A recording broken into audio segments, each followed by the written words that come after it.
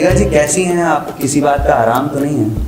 मैं बहुत अच्छी हूँ। आराम को हराम कहते हैं कि आपकी कोई प्लानिंग काम नहीं कर रही है, इसका मतलब भगवान ने कोई ना कोई अच्छी प्लानिंग आपके लिए की है। और तो मुझे एक्सीडेंटली उस शो में होस्ट करना पड़ा। हाँ, मतलब अगर आप 10,000 करोड़ के भी आदमी हैं तो Dubai will make you feel poor. लड़कों को पराठे बनाने आते हैं तो लड़कियों को कराटे भी आते हैं, तो सब को एक बार बस बताना होता है कि I am a black belt in लड़ाई।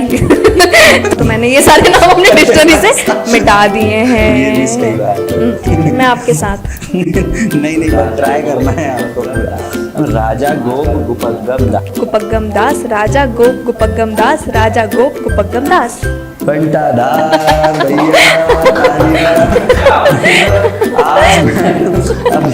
मतलब इसको क्या कहते हैं भाई साहब? अभी कुछ देर पहले बोल रहे थे जज्बात बदल दिए मैडम ने, वक्त बदल दिया, सब बदल दिया। तो हेलो दोस्त, मैं हूँ शुभम पांडे, आपका होस्ट लेकर आ गया हूँ खबरी की गपशप का ब्रांड न्यू एपिसोड। आज हमारे साथ जो शख्स मौजूद हैं वो एक एंकर हैं, एक एंटरप्रेन्योर हैं, एक ट्रैवलर हैं और एक स्पीकर हैं, जिनसे मिलकर आपकी टेंशन हो जाएगी फुर। इनके लिए नहीं लगाना पड़ेगा आपको कोई सुर, क्योंकि उनसे मिलने आ गई हैं खुद द मेघा ठाकुर। मैम, स्वागत है आपका खबरी चैनल पर। Thank you so much Shubham. ये तुमने मुझे पहले क्यों नहीं बताया that you are preparing a beautiful poem for me. मैं भी तुम्हारे लिए एक अच्छी सी पोएम बना के लाती कि क्या बोलूँ।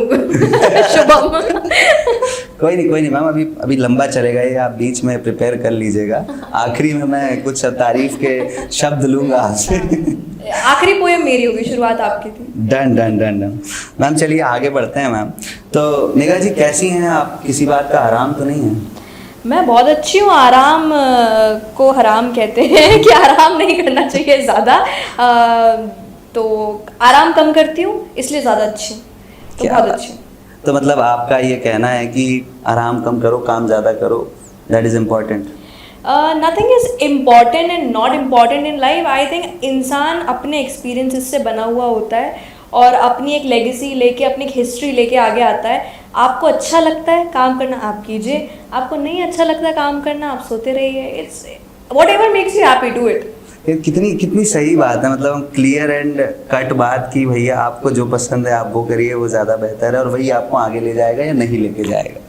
मैम चलिए शुरुआत करते हैं कि जैसे कि हमें पता है कि आप मेडिकल बैकग्राउंड से हैं और आप एंकरिंग या इवेंट मैनेजमेंट में स्विच कर गए।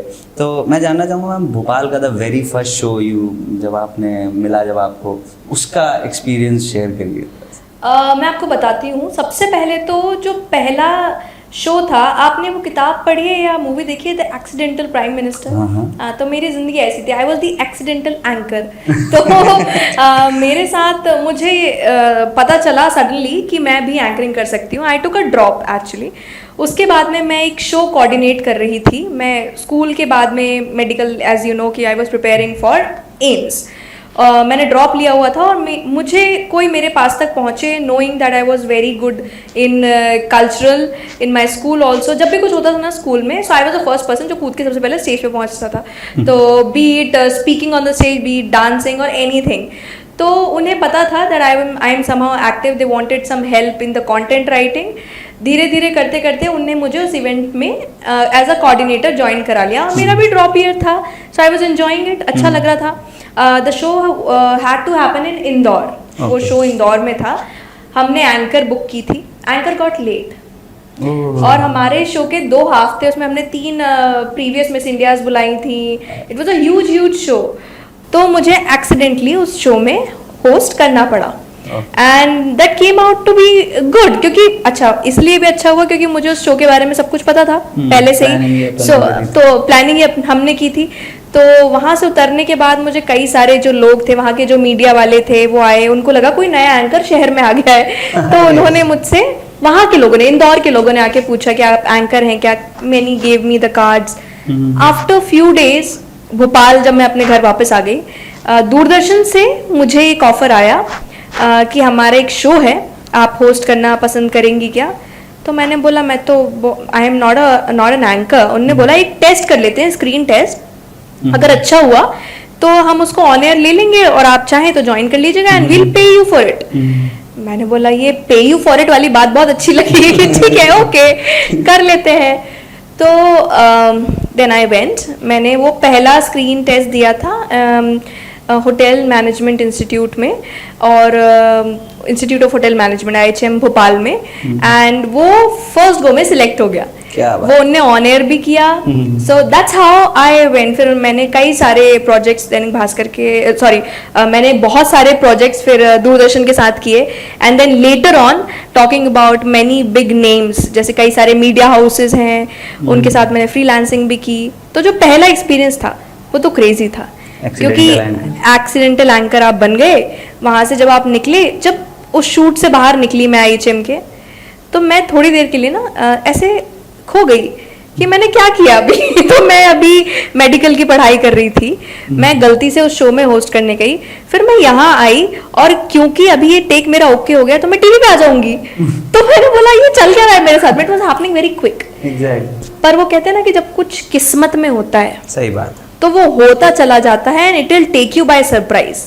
ये तो है, अगर आपकी कोई प्लानिंग काम नहीं कर रही है, इसका मतलब भगवान ने कोई ना कोई अच्छी प्लानिंग आपके लिए की है, और and you will see it yourself. उसके सबूत आपको तब मिलेंगे जब आप कुछ और करते करते कहीं और पहुंच के आप ऐसे खड़े होकर सोचोगे यार ये इतना अच्छा मेरे साथ कैसे हो सकता है। So that's how it is. बिल्कुल सही बात है। मैं खुद इंजीनियरिंग बैकग्राउंड से रहा हूँ, फिर मैं फिल्म मेकिंग में घुसा, तो कैसे मतलब एक बार छोड़ दिया फिल्म मेकिंग, फिर इंजीनियरिंग में चला गया, फिर उसको कोविड आ गया, फिर वापस से इसमें आ गया। तो आप सही बात है कि जो लिखा है वो होगा ही होगा। हाँ, एक चीज़ और पूछना चाहूँगा कि कभी जब आप प्रिपेयर कर रहे थे आपके स्कूल के टाइम में, जब भी आप एमसा के लिए प्रिपेयर कर रहे थे, तब कभी दिमाग में ऐसा आया था कि एंकरिंग टाइप का कुछ करेंगे, मतलब कभी भी ऐसा कुछ thought? Actually to be honest, ऐसा लगता नहीं था कि एंकरिंग कोई बहुत प्रोमिनेंट प्रोफेशन है। उस टाइम तक ऐसा लगता था कोई भी एंकरिंग किसी शो में या कहीं पे भी इसलिए करता होगा क्योंकि उसको पसंद होगा। मतलब कभी ये नहीं सोचा कि it's a prominent field, you know, you can actually be a prominent anchor and earn well. क्योंकि सबसे बड़ी बात लोगों को ये लगती है कि भाई इंसान, ये is it a prominent career, इंसान इसमें कितना कमा सकता है कितना नहीं। But then as we are growing, तो दुनिया में नई नई फील्ड्स इंक्लूड होती चली जा रही हैं। So this was one of it. और अच्छी बात यह है कि शायद उस टाइम शहर को नीड भी थी, क्योंकि बहुत अच्छे शोज, हम बहुत अच्छा ग्रो कर रहे थे, बहुत सारी चीज़ें हमारे शहर में इंट्रोड्यूस हो रही थी। और सबसे अच्छी बात है कि अपने शहर से शुरू करने की, कि दो चार गलतियां भी हो जाती है ना, तो अपने लोग बहुत प्यारे होते हैं, माफ़ कर देते हैं। तो आप जब यहाँ सीख के बाहर जाते हो तो एक अपना नाम, अपनी तैयारी लेके ही जाना चाहिए। मैंने भोपाल से शुरू किया, फिर मैं दूसरे शहर गई, दूसरे स्टेट गई, दूसरे देश गई, तो तब समझ में आया कि अच्छी तैयारी करने का फायदा क्या होता है। और अच्छी तैयारी इसलिए कर पाई क्योंकि भोपाल में थी। तो दैट्स वन गुड रीजन। क्योंकि आपने बाहर के देशों की बात करी, तो मतलब ये मौका कैसे मिला आपको यहाँ शोज करते करते? तो पहला मौका जब आपको आउट ऑफ इंडिया जाना पड़ा, वो कैसे मिला? और वो कुछ इस तरह था, वो भी मेरे प्यारे शहर की वजह से था। तो क्योंकि मैं यहाँ अच्छा तब तक काफ़ी काम मैं कर चुकी थी, मैं फ्रीलांसिंग में आ चुकी थी, और मैंने अपना एक फोटे बनाया था। मेरी एक चॉइस थी स्टार्टिंग में, जब मैंने एंकरिंग स्टार्ट की, तो I because I was learning, so I wanted to do all the shows. मुझे सब शोज करने थे, मज़ा आता था, सीख रहे थे आप। फिर समझ आया कि that you have to actually choose. If you want to be exclusive in life, you have to choose. आपका प्रोफेशन भी आपके लिए एक्सक्लूसिव होना चाहिए, फिर है ना, आप सब कुछ नहीं कर सकते, है ना। और तो मैंने ये चीज़ सोची that I am good with corporate and government events. So वो मुझे ज़्यादा पसंद भी थे, उसमें कंटेंट का वेटेज ज़्यादा होता है। आप क्या बोलते हो वो सुनने वाले लोग वहाँ पे ज़्यादा होते हैं। और मेरा बहुत इंटरेस्ट हमेशा से एक चीज़ में ही रहा है, और हमेशा मेरे पास, मैं वर्कशॉप करती हूँ तो नए स्टूडेंट्स भी आते हैं सीखने के लिए, मैं उन्हें बताती हूँ content is the king, content is the key. अगर आप क्या बोल रहे हो उसमें दम नहीं है ना, तो आप कितनी भी वॉइस मॉड्यूलेशन कर लो, कितनी भी सुरीली आवाज में बोल लो, it won't matter. At the end of the day what you are speaking matters. तो ऐसे ही कुछ था, मैं कॉर्पोरेट में थी। मेरे पास एक मल्टीनेशनल कंपनी है जिसके ओनर भोपाल से ही थे। उन्होंने चाहा कि वो एक पूरी भोपाल से टीम लेके जा रहे थे with their family and the entire team. तो उनका कहना था कि भाई हम भोपाल से ही अपना कोई स्पीकर लेके जाना चाहते हैं, वो represent our company globally. So for the first project this is I am talking about, और ये हमें जो इंडियन ओवरसीज रहते हैं, जो इंडियन कम्युनिटीज हैं वो लिव्स ओवरसीज, तो उन्हें उनके लिए वो प्रमोशंस चाहिए थे. So we curated a team, he called me, he thought कि I will be the best person for it. तो हमने तैयारी की. टू देयर सरप्राइज वो जिस सब्जेक्ट को लेके मेरे पास आए थे उस time, the subject was digital currency and blockchain. तो जब हम मीटिंग में बैठे हुए थे, हाउ आई गॉट चूजन, तो मैं बताती हूँ, क्योंकि मुझे ना नई नई चीज़ें पढ़ने का बहुत शौक है. जब भी कुछ ऐसा एक्स्ट्रा ऑर्डिनरी दुनिया में आता है तो मुझे ऐसा लगता है जल्दी से इसको जान लो, इससे पहले कोई और आपको ज्ञान दे. मतलब अच्छा, ज्ञान लेना इज नॉट अ बुरी बात, मैं सबसे ज्ञान लेती हूँ, लेकिन you should not look stupid. मतलब आपको कुछ तो पता होना चाहिए उसके बारे में. तो when we were sitting on a table, उन्होंने बोला कि अब मैं आपको एक नई चीज़ के बारे में बताता हूँ, blockchain. I said I know blockchain. तो he was held with surprise कि भोपाल में कौन जिसको ब्लॉकचेन पता है. हाँ, तो हमने थोड़ा डिस्कशन किया. It came out really well that they said कि okay, not just here in India, we are taking you to our overseas project also. So we signed up a deal and we went to an overseas project, और हमने बहुत ही अच्छा किया वहाँ पे. We went to a lot of countries in East Africa, started with Dubai, और वहाँ पे भी मतलब all the Indians I have met, the kind of people and family I have met, ऐसा लगा कि आप अपने देश से बाहर जाके, वो अनकंफर्टेबल फील बिल्कुल नहीं आया मुझे कि मैं पहली बार एक दूसरे देश में जा रही हूँ, क्योंकि मैं इतनी अच्छी टीम के साथ इतने अच्छे लोगों से मिलने गई थी ना. तो एक अच्छे कनेक्शन में बना के वहां से वापस आई. तो that was my first project. और उसके बाद फिर टू एंड फ्रो क्या होता है कि वहीं आप लोग आपको सुनते हैं, तो उन्हें भी there are lot of Indian communities out there are different communities also, जिन्हें लगता है हमें एक अच्छा एंकर चाहिए अपने लिए, जिससे हिंदी इंग्लिश दोनों आते हो. सो दे कीप ऑन कॉलिंग या कोई ना कोई प्रोजेक्ट के लिए. फिर उनसे बात होती रही मेरी. फिर मैनी कंट्रीज आते हैं, बहरीन है, ये सब कंट्रीज हैं जहाँ के लोग कहीं ना कहीं थ्रू एंड थ्रू जुड़ते गए, और कारवां बढ़ता गया, चलता गया, चल रहा हाँ, है. चल रहा है. तो मैम, इतने सारे शोज आपने कर लिए, अभी तक का बेस्ट शो जिसको आप कहें, मतलब audience was perfect, ambience was perfect, your performance was perfect, मतलब एवरीथिंग वाज परफेक्ट, तो वो कौन सा शो? वो अभी हुआ नहीं है. Waiting. We are waiting for it. I mean, I won't say कि मैं अपना बेस्ट शो कर चुकी हूँ, ऐसी बात नहीं बोलूंगी मैं. You have to wait and watch. नहीं, दैट्स नाइस. ये सीखो भैया, ये जरूरी है. हम इतनी सारी कंट्रीज आपने ट्रैवल करी हैं, आप ट्रैवलर भी हैं, आप इवेंट्स के लिए भी जाती हैं. अभी तक की the best place you have ever visited? You mean the best trip, the best place I have ever been to? मतलब while you're traveling, while your events, कैसे भी? I think बहुत सारी जगह हैं. मैं पता है एक जगह को बहुत ज़्यादा पार्शली चूज़ नहीं कर सकती. मुझे बहुत सारी जगह बहुत फैसिनेटिंग लगती हैं. जब पहली बार जिस देश में जाओ तो वो बहुत फैसिनेटिंग लगता है. जैसे first time I went to Dubai, it was a switch off luxury suddenly, you know, for everything. Because Bhopal से होगी. हाँ, मतलब अगर आप 10,000 करोड़ के भी आदमी हैं तो Dubai will make you feel poor. You are not enough rich for Dubai. So मुझे बड़ा फैसिनेटिंग लगा था Dubai. But then gradually when you keep on moving around the world, that then you realise a place where you can actually work, also find peace, and also have very few of your, you know, close ones nearby is the best place to live and work. और जो मुझे अपने शहर में ही लगता है सारी दुनिया घूमने के बाद so far. So east or west, Bhopal is the best. तो Bhopal is the best place she has ever visited. हाँ, मैं कहीं भी जाके वापस आ सकती हूँ. hardly matters, we have a good connectivity. और यही मेरा आइडिया भी है. See, I could have been living in Bombay or Delhi very easily and doing a lot of shows, but then gradually जैसे जैसे बड़े होते हैं तो मैं शायद वक्त से पहले बहुत मेच्योर रही हूँ हमेशा से अपनी ज़िंदगी में.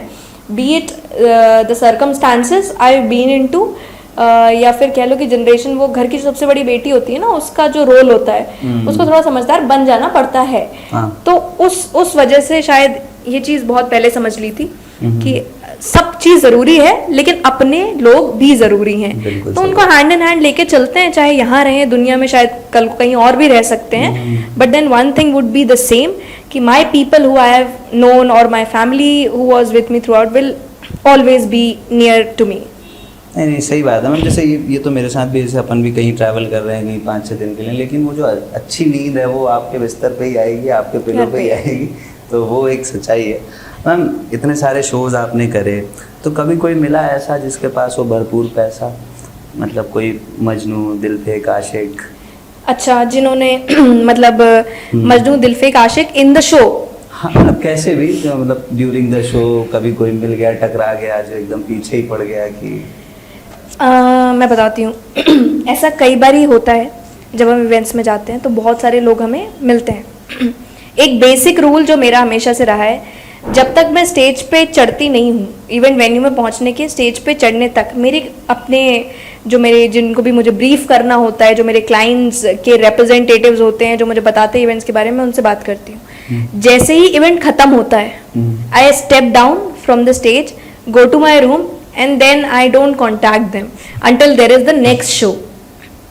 बट इसमें भी कई बार लोग मिल जाते हैं आपको, पीछे भी पड़ते हैं, तो उसका बहुत सीधा सा जवाब है। आजकल सबको पता है कि लड़कों को पराठे बनाने आते हैं तो लड़कियों को कराटे भी आते हैं, तो सब को एक बारी बस बताना होता है कि I am a black belt in लड़ाई तो मुझसे थोड़ा सा दूर रहे। वैसे प्यार से समझाना चाहिए किसी को भी। If somebody likes you, try to make them understand with peace और प्यार। अगर वो नहीं माने तो फिर लड़ाई और फिर मार। मतलब कराटे की बात करके प्यार की बात, मतलब ये देखो आपने कराटे की बात बोल दी, फिर बोले प्यार से समझा दिया। एक्चुअली गीता में लिखा है कि जब तक युद्ध टल सकता है उसे टाल देना चाहिए। बिल्कुल, इसीलिए मैंने कहा कि देख लो भैया, कोई चांस नहीं है, उनको कराटे आता है तो ब्लैक बेल्ट में, देख लो कोई चांस नहीं है मैम। क्योंकि अब पितर खत्म हो गए हैं, हाँ। नवरात्रि चल रही है, देव उठने वाले हैं, तो शादी का कोई इरादा?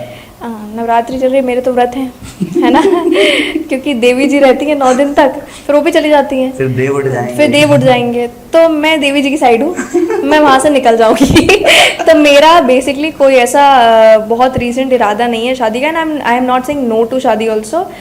डिपेंड करता है ना आपकी ज़िंदगी में भाई। आपको मैंने कहा ना, जैसे एक दिन पहले तक मैं डॉक्टर बन रही थी, अगले दिन मुझे लगा कि अरे मैं तो एंकर बन सकती हूँ, तो क्या पता कल को कुछ हो जाए ऐसा कि मुझे लगे हाँ मुझे अभी शादी करनी है, तो मैं आपको कार्ड भेजूंगी बहुत सारे दिल टूटने वाले हैं मैम चलिए थोड़ा सा, क्योंकि मस्ती मजाक हो रहा है, तो एक छोटा सा गेम खेलते हैं।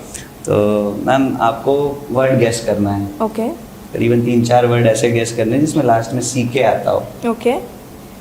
सी के लास्ट में आता हो। मैं एक आधा सा रेफरेंस आपको दे देता हूँ, हाँ। जैसे लक, टक, प्लक, समझदार लोग एंड नॉक। Nice nice. एक बार हिंदी में करते हैं, जो लास्ट में डू आता हो जिसमें। पांडु मिल गया भाई कंटेंट अच्छा मैम ने पांडु मेरी तरफ देख के अब जिसने सवाल पूछा ये जवाब भी तो उसी को देना पड़ेगा। पता नहीं और क्या बोल सकते हैं यार जिसमें डू लास्ट में आता हो। सोचिए नहीं वो तो लट्टू है ना, सॉरी। कांदा भी कांदा। Very close. हाँ यू आर वेरी क्लोज। मुझे याद नहीं आ रहा है, सो सॉरी, क्योंकि दिमाग में बहुत सारे नाम आ रहे हैं, so I am like I think I laddu यार। Of course actually I don't eat sugar at all, तो मैंने ये सारे नाम अपने डिक्शनरी से मिटा दिए हैं। ये भी सही बात है। और एक आध क्या कद्दू नहीं, इट्स दू। ठीक है okay fine. Nice nice nice, सही है, अच्छा कंटेंट मिल रहा है। हम कभी आपने सेंटर फ्रूट खाई है? हाँ खूब खाई है बचपन में। जबान लपलपाई थी? नहीं ये सब मुझसे नहीं होता। फालतू बनाते हैं लोग, ऐड जो बनाते हैं। नहीं यार उनके लिए अच्छा है, हम भी कई बार ऐसी बातें स्टेज से कर जाते हैं जहाँ लोगों को मतलब मजा आ जाता है। ह्यूमर जरूरी होता है बहुत, कभी अगर बहुत सीरियस कोई इवेंट चल रहा होता है ना, और हमें लगता है कि there is a need to actually wake people up थोड़ा सा, तो हम अपनी तरफ से कुछ ऐसा ऐड कर देते हैं जो भले ही बाकी दुनिया को स्टूपिड लगता हो पर उस टाइम लोगों को अच्छा लगने लगता है, तो ऐड की रिक्वायरमेंट है, होता है। तो मैम टंग ट्विस्टर एक करते हैं मैम। Okay. मैम एक डिस्क्लेमर दे देता हूँ कि अभी तक के पास्ट 5 एपिसोड्स में ये वाला टंग ट्विस्टर कोई बोल नहीं पाया है। ओके। और मेरी पूरी उम्मीद है कि आप भी नहीं बोल पाएंगी, ताकि हमारी टीम को और मेहनत ना करनी पड़े। ठीक है, मैं आपके साथ नहीं बट ट्राई करना है आपको अच्छा, पूरा। राजा गोप गुपगम दास, ये 5 बार बोलना है आपको। ओके। राजा गोप गुपग्गम दास, राजा गोप गुपग्गम दास, राजा गोप गुपग्गम दास, राजा गोप गुपग्गम दास, राजा गोप गुपग्गम दास। घंटादार भैया, तालियां। आज अभी मतलब इसको क्या कहते हैं भाई साहब, अभी कुछ देर पहले बोल रहे थे जज्बात बदल दिए मैडम ने, वक्त बदल दिया, वक्त बदल दिया, सब बदल दिया। अभी बोली थी मैं आपके साथ हूँ और पलट दिया। अभी तक मैम कोई बोल ही नहीं पाया, ये पता नहीं वो क्या करते हैं, मतलब मैं वही नहीं अटकना चाहती थी बस जिंदगी में, इसलिए मैं थोड़ा बोल गई। बहुत अच्छी लगी मैम ने, प्रैक्टिस भी नहीं करी भाई साहब, वो वेंट ऑन, मतलब बहुत सही मैम, मतलब गजब पर्सनालिटी है आपकी और आपने अच्छी खासी पर्सनालिटी डेवलप कर रखी है। क्योंकि पर्सनालिटी की बात हो रही है, पर्सनालिटी डेवलपमेंट की बात हो रही है, तो आपके सोशल मीडिया प्रोफाइल पे हमारी टीम ने देखा कि आप काफ़ी ज़्यादा फोकस्ड हैं पर्सनालिटी डेवलपमेंट को लेके, तो how you maintain your personality? Personality के बहुत सारे वर्टिकल्स हैं, like in which vertical are you asking this question to me? मतलब आपकी जो लाइफस्टाइल है, आपने जो एक मेंटेन कर रखी है, जिस तरीके से द मेगा ठाकुर लोगों के सामने हैं, उस चीज़ को आप मेंटेन कैसे करते हैं? मेरे ख्याल से पर्सनालिटी के कुछ बहुत इंपॉर्टेंट ट्रेट्स होते हैं। सबसे पहले तो पहले आप बोलते मतलब आपका जो कहना है वो लोग बाद में सुनते हैं, सबसे पहले दे सी यू, है ना। जब आप किसी के सामने चल के जाते हो तो आधी चीजें आपकी चाल और आपके कपड़े, आपके जूते, आप किस तरीके से अपने आप को रखते हैं संभाल के, वो बहुत कुछ आपके बारे में कहता है। सो आई कीप अ ट्रैक कि मैं जिस तरह के भी कपड़े पहनती हूँ क्या वो मेरी प्रोफेशन को, मेरी पर्सनालिटी को कॉम्प्लीमेंट करते हैं, वन। और हमेशा कोशिश करती हूँ कि क्योंकि मैं बहुत सारी फीमेल फ्रेंड्स हैं मेरी और बहुत सारे हर तरह के एज ग्रुप से मेरी दोस्ती है फीमेल्स में भी, तो हमारे में सबसे इम्पॉर्टेंट चीज़ जो मेरी पर्सनल चॉइस होती है कपड़ों में, मैं ब्रांड्स बहुत लेती हूँ, खरीदती हूँ, पहनती हूँ क्योंकि ये रिक्वायरमेंट होती है। अदरवाइज मेरा जो फोकस होता है वो कपड़े में ज़्यादा होता है, you know what kind of cloth quality you are wearing. मतलब शायद मेरे सामने अगर दो चीज़ें रखी जाएं, एक जिसकी क्वालिटी बहुत ही बेहतरीन है या दूसरा जिसका ब्रांड बहुत बेहतरीन है, तो I might go for the quality of the cloth until unless it's not required. तो बस शायद ये है रीज़न कि उन दो चीज़ों को बहुत अच्छे से मेंटेन करती हूँ। That I keep a track on the brands also which I can afford, क्योंकि दुनिया में इतने तरह के ब्रांड्स होते हैं एंड सबके ऊपर डिपेंड करता है कि आप कितना क्या ले सकते हो। Uselessly you should not spend. मेरा कहने का मतलब ये है कि जहाँ आपको कहीं दिखाना ना हो या आपके प्रोफेशन की डिमांड ना हो, ज़बरदस्ती खर्चे नहीं करने चाहिए। Go for the quality of the clothes and bags and shoes whatsoever you're wearing, and otherwise you should have a good collection of things which people really want to see you in. तो एक तो वो चीज़ है, पहले तो ये हो गए हमारे क्लोथिंग या हमारा लुक कि हमें किस तरीके से रखना चाहिए। Second is like how you speak. Personality बोलती है, कहते हैं ना पर्सनालिटी बोलती है, लेकिन आपके बोलने से भी आपकी पूरी पर्सनालिटी का पता चल लग जाता है। कभी कभी लोग बहुत अच्छे दिखते हैं लेकिन जैसे ही मुंह खोलते हैं लगता है अरे यार ये चुप ही अच्छे थे, है ना। तो अगर आपको अपनी पर्सनालिटी डेवलप करनी है तो मैं हमेशा लोगों को भी बताती हूँ जब वो पूछते हैं कि वर्क ऑन योर वोकैब। बिल्कुल भाई नहीं होगा, हो सकता है आप किसी ऐसे बैकग्राउंड से आए हो जहां आप अपनी इतनी अच्छी वोकैब डेवलप नहीं कर पाए बचपन से, but it's never too late. You are human, you are learning every day. आप पढ़ो, ये सुनो कि आप जिन लोगों में उठते बैठते हो उनकी वोकैबलरी या जिनको आप इम्प्रेस करना चाहते हो, जहाँ बोलना चाहते हो, उनकी टोन कैसी है, वोकैब कैसी है, तो आप उस पर काम करो। आई थिंक वो बहुत ज़्यादा ज़रूरी है। और third thing which is a very important trait of personality, it is knowledge. Knowledge का मतलब ये नहीं कि आप रॉकेट बनाना सीख लो। Knowledge is the basic things in life. जिस बेसिक थिंग्स में भी दो चीज़ आती हैं, एक तो जनरल नॉलेज होती है और दूसरी नॉलेज ऑफ लाइफ होती है, मॉरल्स, एथिक्स। एथिक्स बहुत ज़रूरी है ज़िंदगी में।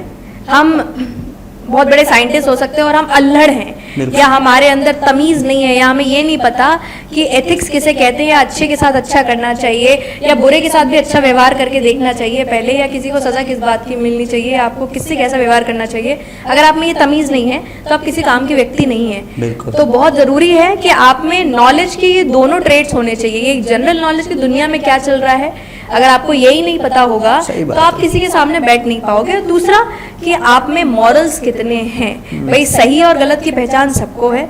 और ज़्यादा ज्ञान मैं इसलिए नहीं देना चाहती क्योंकि दुनिया में जितनी भी अच्छी बातें हैं वो ऑलरेडी कही जा चुकी हैं। बिल्कुल। तो मैं कुछ ऐसा नया नहीं कहूँगी, सब कुछ जानते हैं, बस उन पर अमल नहीं करते हैं, तो वो अमल करना ज़रूरी है। I think these 3 things are the very important characteristics in my personality which I keep a check on. मैं हमेशा ध्यान रखती हूँ कि मैं क्या पहन रही हूँ, कैसी दिख रही हूँ, सेकंड कि मैं क्या बोल रही हूँ, और थर्ड मैं क्या सीख रही हूँ। तो ये 3 चीज़ें हैं जिनसे आई कीप अ बैलेंस। ये मतलब काफ़ी सही बात है। हम जैसे पर्सनालिटी की बात हो रही है तो लोग कहते हैं जैसे first impression is the last impression. तो कुछ लोग होते हैं, जैसे मैंने किसी को देखा तो मैं पहली बार उसके किसी एक मतलब कहना चाहिए कि कपड़े के किसी एक पार्ट में मैं देखूंगा, जैसे कुछ लोग शूज़ को देखते हैं सबसे पहले। तो ऐसा आपकी तरफ से ऐसा कि अगर आप पर्सनालिटी चेक करें सामने वाले की तो व्हाट डू यू, किस पे आप पॉइंट आउट करते हो सबसे पहले? मैं पॉइंट आउट तो बिल्कुल भी नहीं करती, लेकिन मैं सबसे पहले इंसान का चेहरा देखती हूँ, ठीक है, क्योंकि शूज़ तो उसकी कंडीशन के हिसाब से बदल भी सकते हैं। हो सकता है उस दिन उसका दिन खराब हो, उसके जूते खराब हो गए तो बेचारा दूसरे पहन आया हो, लेकिन चेहरा वो दूसरा लेके नहीं आ सकता। सही बात। वो चेहरा वही लेके हर जगह पहुंचेगा। तो मैं चेहरा देख के बहुत कुछ समझ जाती हूँ, और आप खुद मानते हो कि चेहरा बहुत कुछ कहता है। बिल्कुल। इंसान को जानना है तो उसके चेहरे से आपको कई चीज़ें समझ में आ जाती हैं। मतलब अगर कोई बहुत स्मोक करता होगा तो उसकी लिप्स आपको थोड़े से डार्क दिख जाएंगे, समझ आ जाएंगे। वो सोता नहीं है, आशिक है, तो आंखों में उसके डार्क सर्कल आपको दिख जाएंगे। और ये इस बात पे शुभम ने क्योंकि आंसू पोंछा, तो शुभम अब मैं तुम्हारा इंटरव्यू ले लूं कि ये आंसू किसके लिए थे? नहीं, ये तो पसीना था मैम। ठीक है, तो ये है I look at the face. Nice nice nice ma'am. Ma'am आपकी लाइफ में ऐसा कोई इंसिडेंस जिसने आपको बहुत ज़्यादा मोटिवेट किया हो? एक इंसिडेंट तो हाँ। नहीं है, ऐसे कई हैं। मतलब जो आप शेयर करना चाहें कोई ऐसा एक? जिसने मुझे मोटिवेट किया हो या जिसने मुझे धक्का दिया हो ज़िंदगी में और ज़्यादा बेटर करने के लिए, ऐसा ही कुछ? ऐसे कई इंसिडेंसेस आए ज़िंदगी में। बहुत सारे लोगों को खोया है क्योंकि एक बड़ा परिवार मेरा हमेशा से रहा था। तो ऐसा होता है ना कि जब कोई परिवार में से चला जाता है या कोई हमारे बीच नहीं रह जाता तो दुखी हो जाते हो, बहुत सारी चीज़ें हो जाती हैं। ऐसा कि आपकी ज़िंदगी सडनली से ठहर सी जाती है।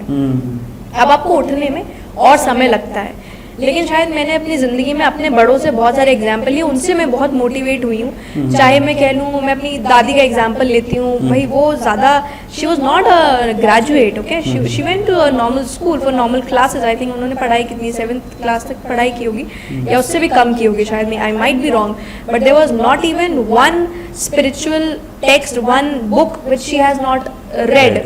मतलब वो इतनी नॉलेजेबल थी कि हम किसी भी माइथोलॉजी का क्वेश्चन उठा लीजिए या हम इंडियन माइथो का क्वेश्चन उठा लीजिए, कोई वेद से सवाल मुझे उनको पूछना है तो उनको सब कुछ आता था। और वो उनकी बाउंडेशन नहीं थी कि उन्हें सीखना था, because it was her will, she always wanted to, and वो उनका फेथ था, तो उन्होंने वो सीखा। तो वो मुझे बहुत मोटिवेट करती हैं ज़िंदगी में अपने अंदर स्पिरिचुअलिटी अलाइव रखने को और नई नई चीज़ें हमेशा सीखते रहने को। जैसे कभी हम गाड़ी चलाते थे तो वो ना चलते फिरते बोल देती थी कि अरे मुझे भी सिखाओ गाड़ी चलाना, या हम कोई नया काम करें, अरे मुझे भी सिखाओ लैपटॉप चलाना, मुझे सिखाओ ये फ़ोन चलाना। तो she was that kind of personality. तो मुझे लगता है कि हाँ, अगर वो कर सकती हैं तो हम तो अभी एक लंबा सफ़र तय करने की उम्मीद में हैं, तो हमें तो सीखते ही रहना चाहिए। फिर मैंने कह सकते हैं कि जो स्ट्रेंथ या जो निडर रहना जो मैंने सीखा है वो शायद मैंने अपने दादाजी से सीखा है, with his personality, with the kind of person he was. तो उनसे मैं बहुत मोटिवेट हुई हूँ। और उन दोनों के इस दुनिया से जाने के बाद मुझे वो धक्का लगा कि तुमने सीख तो लिया, पर सीखने में और रियल ज़िंदगी में लाने में बहुत फ़र्क होता है। और एक तीसरा स्टेज भी होता है इसमें कि एक तो आपने सीखा, दूसरा आपने उसको किया, तीसरा क्या आपने लोगों को पता लगने दिया कि आपने किया है। क्योंकि आप वही करने के लिए तो सारी ज़िंदगी चले जा रहे हैं ना कि हमें इनको साबित करना है, उनको साबित करना है, या हमें इनको एक एग्जाम्पल सेट करके देना है। तो वो थर्ड पॉइंट पे जाने में शायद उन दोनों का बहुत हाथ था, या उनके नहीं रहने से मुझे एक पुश लगा कि नहीं यार, अब I am the one and I have to do this. Ma'am जैसे आपने एक उम्मीद की बात करी कुछ देर पहले, तो मैम जैसे कोई भी कंटेंट क्रिएटर है या कोई भी एंकर है या कोई भी एक प्रेजेंटर है, आर्टिस्ट है, वो कुछ काम करता है और उसका काम नहीं सक्सेसफुल हो पाया जिस तरीके से उसने एक्सपेक्ट किया था, तो वो एक थोड़ा सा डिप्रेसिंग मोड में जाता है, उससे कैसे डील करना चाहिए? ओके, ये बहुत बेसिक चीज़ है। देखिए क्या है कि ज़िंदगी में जैसे इमोशंस आते हैं ना आपके पास, आपको उनको फेस कर लेना चाहिए।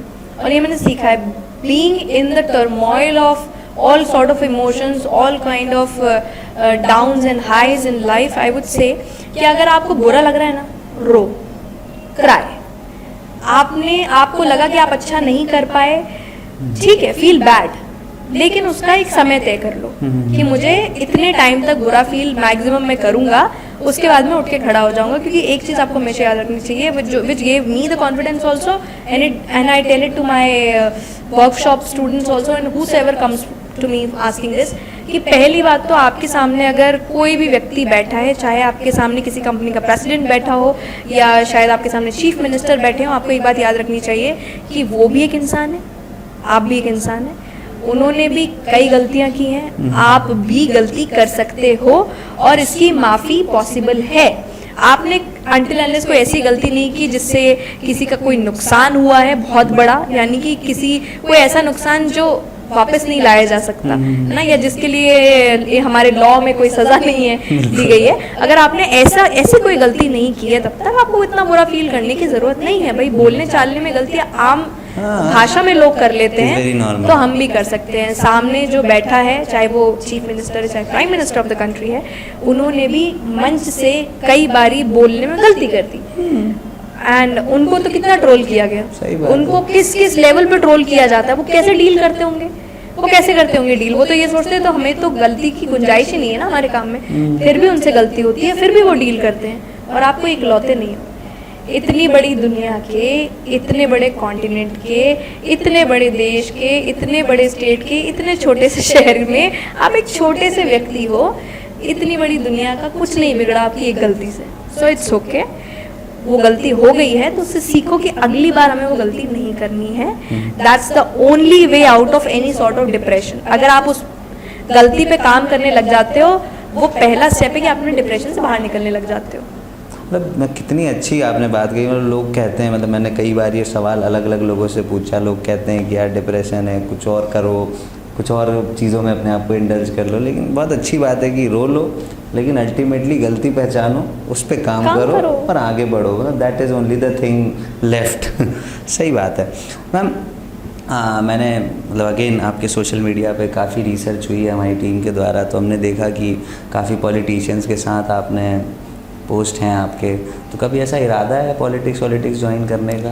पता नहीं ऐसा क्यों हो रहा है, maybe the God has some plans, पर मुझसे आजकल हर रोज़ एक न एक बार कोई ना कोई पूछ ही लेता है, अरे आपको पॉलिटिशियन तो नहीं बनना है, अरे आप पॉलिटिशियन तो नहीं बनने वाली हो, आप ऐसे सबसे मिलते हो। मैंने आई सेड कि इनसे मिलना मेरे प्रोफेशन का एक पार्ट है, मैं मिलती हूँ क्योंकि मैं काम कर रही हूँ वैसे, और शायद ये क्वालिटी मैंने बचपन से अपने अंदर पजेस की है कि बिकॉज वो कहते हैं ना कि अच्छा नेता अच्छा बोल सकता है या डिप्लोमेटिकली करेक्ट हो सकता है। या मैंने एक बात अभी आपको बताई, मैं बहुत क्लियर माइंडसेट रखती हूँ अपना, बहुत ही क्लियर माइंडसेट। जैसे अभी आपने बोला दूसरे लोग ये बोलते कुछ और कर लो, कुछ वो कर लो। कचरा है आपके घर में, आप कारपेट उठा के उसके नीचे डाल दो, या फिर कचरे को उठा के घर के बाहर फेंक दो। सही बात है ना, ये दो तरीके होते हैं काम करने के, कचरा छुपाने के और या तो अपने घर से डिस्कार्ड करने की, सफाई करने के, दो ही तरीके। तो इस बात पे भी मतलब मुझे नहीं पता मैं कभी पॉलिटिशियन बन सकती हूँ कि नहीं, क्योंकि मैं इतना घुमा फिरा के नहीं बोल सकती। मतलब मेरे माइंडसेट मेरे लिए बहुत क्लियर है, मेरा जिन चीज़ में बिलीफ है मैं उनमें बिलीफ रखती हूँ, मैं लेकिन ज़िद्दी नहीं हूँ अपने बिलीफ में। अगर मुझे कोई गलत साबित करके कुछ और सही बताना चाहता है तो मैं सही सीख लूँगी। तो हाँ, एक ही क्वालिटी है मेरे अंदर बस नेता बनने वाले की, मैं बोल अच्छा सकती हूँ, मैं लोगों को मोटिवेट अच्छा कर सकती हूँ। और अगर सीधी बात करके सीधे काम करके इंसान पॉलिटिक्स में आ सकता है, एक पॉलिटिशियन बन सकता है, तो ठीक है, बन जाऊँगी। हाँ, तो मैम ऐसा मतलब एक गुजारिश है, अगर कभी बनिएगा या कभी ऐसा मूड बने तो हमें ज़रूर बताइएगा ताकि हम खबर चला सकें। क्यों, आप खबर क्यों चलाएंगे? आप प्रचार करने नहीं आएंगे? बिल्कुल, डग्गा चालू करो भैया, तो निकालो गाड़ी। हाँ। नहीं मैम, अच्छा था। बाकी मैम मैं जानना चाहूँगा कि ऐसे आपकी कॉन्टैक्ट लिस्ट तो काफ़ी बड़ी होगी, हम लोगों की तो वैसे 500,000 लोगों की होती है, आपकी काफ़ी बड़ी होगी। तो most common name you have in your contact list? My sisters, because they are always around me. तो वो मेरे आसपास हमेशा रहते हैं। मेरे कुछ चंद दोस्त हैं जो हमेशा से ही मेरे आसपास है, पता नहीं कैसे मतलब लोगों के दोस्तों से लड़ाई हो जाती है ऐसे वैसे। मेरे कुछ दोस्त हैं जो 15-16 सालों से मेरे दोस्त हैं और रेगुलर टच में है।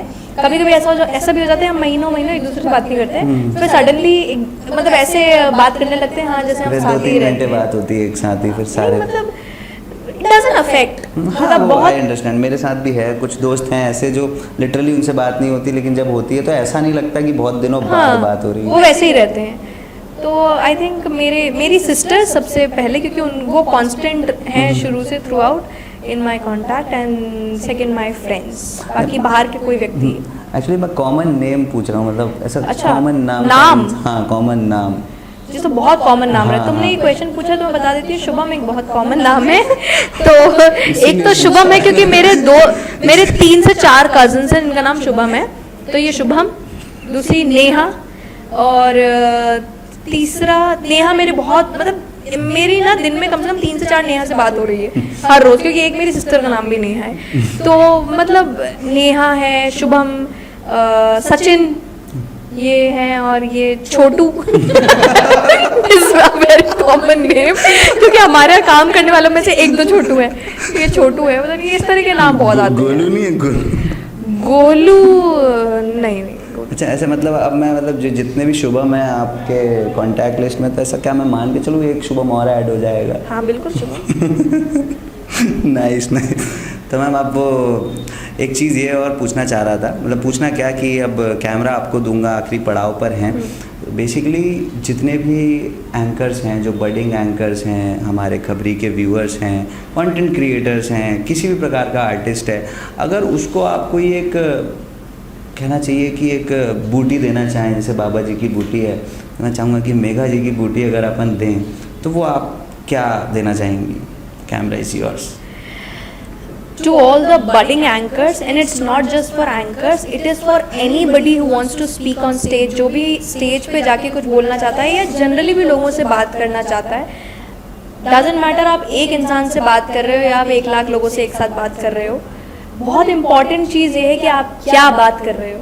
अगर आप पहले तो अपने दिमाग में बहुत क्लियर रखिए कि कोई भी ऐसी बात कीजिए मत कि सामने वाले को बुरा लग जाए उस बात का, until and unless it's very very necessary for you। Second कि आप अच्छे एक कम्युनिकेटर बनना चाहते हैं, एक अच्छे ओरेटर बनना चाहते हैं, तो जितना हो सकता है अच्छी चीज़ें, अच्छी बातें, जनरल नॉलेज, मैंने कहा ना 2 चीज़ें, एक जनरल नॉलेज होती है, दूसरी एक मॉरल नॉलेज होती है, दोनों को बराबरी से पढ़िए। और कौन आपकी ऑडियंस है, आपकी टारगेटेड ऑडियंस कौन है, हिंदी ज़्यादा है या अंग्रेज़ी ज़्यादा है, तो उसमें बहुत अच्छे अच्छे कवि, बहुत अच्छे अच्छे राइटर्स, बहुत अच्छे अच्छे शायर इतना अच्छा लिख के गए हैं। शांति से कमरे में लैंप के नीचे पढ़ने के लिए नहीं लिख गए हैं, वो इसलिए लिख गए हैं कि आप पढ़िए और सबको पढ़ाइए, सुनाइए। तो अच्छी चीज़ें पढ़िए। लोगों ने पढ़ना बंद कर दिया कि रील्स बहुत एंडी हो गई ना, कि स्वाइप करते करते 2 रील देखते देखते 2 घंटे कब पलक झपकते निकल जाते हैं पता ही नहीं चलता। तो जब भी चलिए उसी बीच में अगर आपको कुछ बहुत अच्छा मिल जाए, कभी कभी बहुत अच्छा भी लोग लिख के रील्स में बना के पोस्ट करते हैं, तो आप उसको सेव कीजिए, उसको याद कीजिए, उसे कहीं 4 लोगों के बीच में सुनाइए, आपको डेफिनेटली तारीफें तो मिल ही जाएंगी। So this a very small thing, content is very important for what you are speaking, और कोशिश कीजिए अच्छा कंटेंट बनाइए। नहीं आपने सही कहा। अब रील्स में बहुत अच्छे जो लिखा हुआ है सब रील्स में अवेलेबल है। रील्स भी देख रहे हो तो अच्छे से देखो, मतलब अगर आप उसको भी उस तरीके से देखोगे कि आपको कुछ लेना है तो आप वहाँ से आप ये समझिए कि ये जितने लोगों ने भी रील्स बनाई है वो आपके लिए काम करते हैं, ठीक है? मतलब आपका काम कितना आसान कर दिया उन्होंने कि आपको अच्छी अच्छी बातें सोचने की जरूरत ही नहीं है। एल्गोरिथम भी देखिए आपके लिए काम कर रहा है, वो आपको वही दिखाने लगेगा कुछ दिनों में, तो हो गया कितना काम आपका आसान ना। जिस चीज़ को पूरे दिल से चाहो सारी कायनात उसे तुमसे मिलाने में लग जाती है, और ये आज की रील्स की सच्चाई है। तो यूज इट। एआई तो बहुत तेज है। तो मैम अब वो लास्ट में जो आपने स्टार्टिंग में वादा किया था, आप कोई पोएम मेरे बारे में बोलने वाली थी, तो क्या बोलूँ यार मैं शुभम, तुम्हारे लिए तो मेरे तारीफें ही ख़त्म नहीं हो रही हैं मेरे पास। शुभम के लिए तो मुझे ऐसा लगता है कि खुशियों के सारे दरवाजे खोल दूँ, क्या बात, हंसी का रुख इनकी तरफ मोड़ दूँ, आसमान में जितने तारे हैं सब तोड़ दूँ। क्या बात, इतना काफी है, 2-4 झूठ और बोल दूँ। इतनी खुशी नहीं शुभम, मैं मजाक कर रही थी, लेकिन टू बी वेरी ऑनेस्ट तुम इतने जितने सरलता और कह सकते हैं सादगी, या एक वर्ड होता है सात्विक हिंदी में। मुझे बहुत शौक है हिंदी पढ़ने का। मतलब मैं लोगों से अक्सर कहती भी हूँ कि चेहरे पे किसी के मुझे अक्सर एक छोटी सी बिंदी पसंद है। ज़्यादातर मुझे अंग्रेज़ी से ज़्यादा हिंदी पसंद है। क्या बात है। तो तुम्हारे चेहरे में जो सात्विकता है वो बहुत अच्छी है। जब आपसे कोई बात करता होगा ना शुभम, तो अपने आप ही कंफर्टेबल हो जाता होगा, है ना। और आप खुद बहुत अच्छा बोलते हो, खुद बहुत अच्छे से सवाल करते हो, और आप ध्यान रखते हो कि सामने जो आपके व्यक्तित्व जो भी बैठा है, जैसा भी बैठा है, उस तक आपकी अच्छाइयाँ और पॉजिटिविटी पहुँच रही हो with all the contents that you have created. So I specially, मैंने बहुत लोगों को ऐसे पॉडकास्ट दिया है, इंटरव्यू भी दिया है, बट सात्विक वर्ड मैंने आपके लिए इसलिए यूज़ किया because that is in your face, that is very much reflected in your personality also, and you are a very good speaker on your. Thank you so much. तो मैंने आपके लिए कविता क्या लतीफ़ा बोल दिया।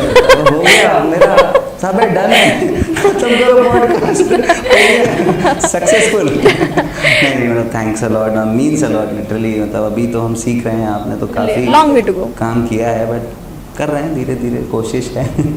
तो this was it, we had Megha Thakur with us. तो ठीक है दोस्त, चलते हैं। ये था खबरी की गपशप का 6वां एपिसोड। हमने कर दिया है इसको यूट्यूब पर पोस्ट। अब आप कर दीजिए इसको वायरल मोस्ट, क्योंकि शेयर करने में नहीं लगती कोई कॉस्ट, और पहुंचा दीजिए इसको 1 मिलियन ऑलमोस्ट। चलते हैं दोस्त।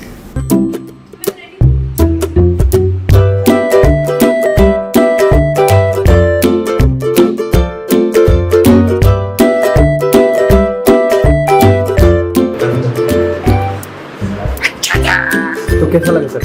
बहुत अच्छा लगा, मेरी बहुत तारीफ हुई है। आई एम वेरी, मतलब मेरे पास शब्द नहीं है,